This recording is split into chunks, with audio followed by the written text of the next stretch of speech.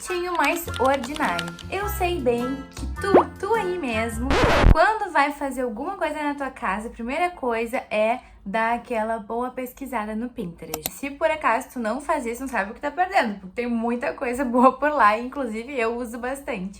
Porém, quando a gente fala em decorar a nossa casa, existem muitas soluções que são belíssimas quando a gente vê nas fotos do Pinterest, mas nem sempre vai ser funcional pro teu dia a dia. É claro que eu sempre falo que não existe um elemento isoladamente que seja certo ou errado, bonito ou feio. A gente tem que sempre estudar e entender qual é o contexto em que ele se aplica e principalmente como é a tua rotina que vai utilizar desse elemento no teu espaço. Então hoje eu vou te falar algumas soluções que são belíssimas, mas que nem sempre elas são funcionais. O primeiro é a cuba esculpida. Esse elemento pode ficar muito bonito no projeto e principalmente ele é usado quando a gente tem um espaço muito pequeno, porque justamente por a gente poder fazer sob medida, a gente pode utilizar, por exemplo, em lavabos, que o espaço é mais apertado. Inclusive, eu indico mais o uso desse elemento em lavabos, justamente porque o uso não é tão recorrente quanto um banheiro normal, um banheiro social ou uma suíte que tu vai usar ali no dia a dia. Por quê? Porque quando ela é esculpida, todo o material da cuba é feito com a própria pedra. Então, dependendo da maneira que ela é executada, o encontro entre as pedras pode acumular muita sujeira. Outra coisa, dependendo da maneira que ela é executada, às vezes ela é feita com aquele ralo oculto, que é pior ainda, porque depois vai ficar muito mais difícil a manutenção e a limpeza ali da parte do ralo. Então esse é um elemento que pode sim ser utilizado, pode ficar muito bonito, mas tem que ter um cuidado e de preferência não utilizar nos banheiros que tu usa mais no dia a dia. O segundo elemento, ainda na mesma linha de raciocínio, justamente uma das coisas que eu falei ali que a cuba acaba não sendo tão funcional é por ter um ralo oculto. E justamente no box, muitas vezes a gente opta por colocar o ralo oculto porque ele é muito mais bonito do que um ralo convencional, né? Vamos combinar. O ralo oculto é quando a gente compra o ralo e ele tem um encaixe ali em cima dele pra gente recortar o próprio revestimento do piso e encaixar em cima dele, fazendo com que tenha uma continuidade naquela paginação do piso. Então tu não enxerga o ralo, ele fica, como o nome já diz, oculto. Porém, no dia a dia, ele é um pouco mais chatinho de limpar, porque diferente do ralo que fica ali exposto, quando junta cabelo, tu tá enxergando, tu tira ali o cabelo, faz a limpeza e vida que segue. Porém, o ralo oculto, ele vai acumulando sujeira dentro dele e de tempo em tempo tu tem que abrir ele e fazer toda a manutenção e a limpeza ali, porque senão daqui a pouco ele vai até acabar entupindo se ficar com muita sujeira acumulada. Então, ele é muito bonito e vai depender se tu tá disposta a fazer essa manutenção de tempo em tempo, porque ele não é tão funcional quanto o ralo convencional. Então isso é uma coisa que eu tenho falado para os clientes quando eles optam pelo ralo oculto, se ele tá disposto realmente a ter essa manutenção, porque ele não é tão fácil na prática do que um ralo mais convencional. E normalmente o ralo normal eu boto aquele 10x10, que ele é pequenininho, para uma área de box tá mais do que suficiente, então ele não fica aquele ralo grande no meio do box, que também não é legal. A gente deixa ele mais pra pontinha, ou até dá pra usar o ralo linear em formato mais de grelha, deixando mais na ponta do box, que daí pelo menos tu não fica pisando no ralo no meio do banho. Eu particularmente não gosto dessa sensação de pisar no ralo. Então eu gosto de deixar ele mais pra bordinha e até é bom porque quando a gente tá fazendo ali uma reforma ou tá fazendo um banheiro novo, a gente deixa o caimento do box pra um lado só e coloca o ralo naquele ponto ali, porque se ele é pro meio, também tem que cuidar essa parte do caimento e às vezes até a paginação não fica tão legal porque tu vai ter que recortar o revestimento para seguir esse caimento. O terceiro é o gesso com muitos recortes e muitas sancas. O que é uma sanca? É quando a gente faz o gesso com meio que um buraco dentro dele para que a luz saia de forma mais indireta. Esteticamente, dependendo da maneira que ele é feito, fica muito bonito. Por quê? Porque a luz indireta, ela tem justamente esse efeito de a gente não vê a luz direta, a gente só vê a luz rebatendo na parede. E ela traz aquele rasgo de luz que deixa o espaço muito aconchegante. Porém, tem muitas casas que a gente vê que tem muitos rasgos e muitas sancas. E aquilo no dia a dia, eu inclusive já tive num apartamento uma sanca no meio assim, que obviamente a gente não vai ficar limpando todo dia. Daí um dia eu fui lá fazer uma manutenção e mexer nas luminárias e tava cheio de pó.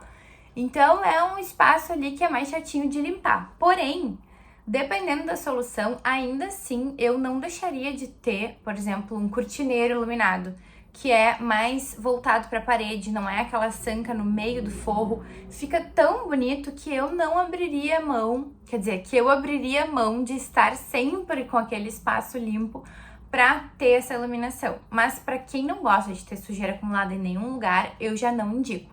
Indico então colocar o gesso liso e só as luminárias embutidas ali ou de sobrepor. Número 4, aqueles porcelanatos que têm formatos muito pequenos dentro do box. Eu já usei, inclusive, acho que fica muito bonito. Mas se tu é uma pessoa que não gosta de fazer uma manutenção durante um tempo, o que acontece?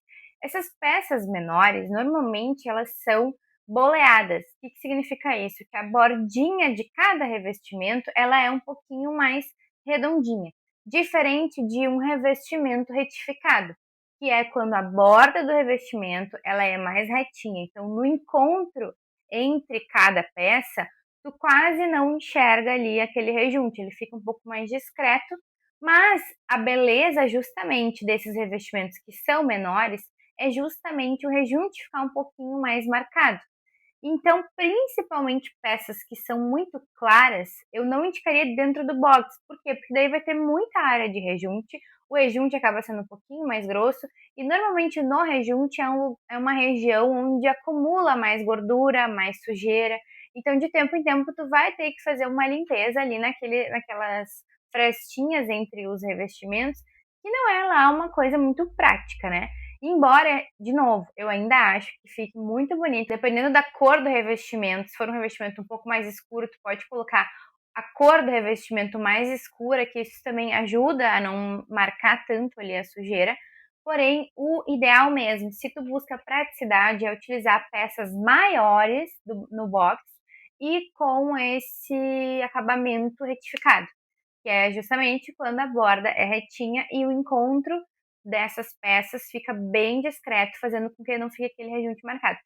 Principalmente no piso, né? No piso não preciso nem falar que quanto maior a peça, melhor. Inclusive, dependendo do apartamento, da casa que eu vou reformar, eu tento colocar uma peça inteira no box quando possível, porque daí não fica nenhum rejunte marcado. Claro que dependendo ali para fazer o caimento pro ralo, às vezes vai precisar de um recorte ou outro, mas isso vai depender de cada caso. Quanto menos rejuntes, melhor para a questão da praticidade e da limpeza. Porém, como eu já falei, eu acho muito bonito aqueles revestimentos menorzinhos, onde a própria beleza da paginação é justamente esse rejunte, mas aí vai depender justamente do que tu tá disposto a abrir mão pela estética. O número 5 pode ser um pouquinho polêmico, porque eu sei que muita gente gosta, inclusive eu acho muito bonito, e já utilizei bastante no início, quando eu comecei a fazer projetos.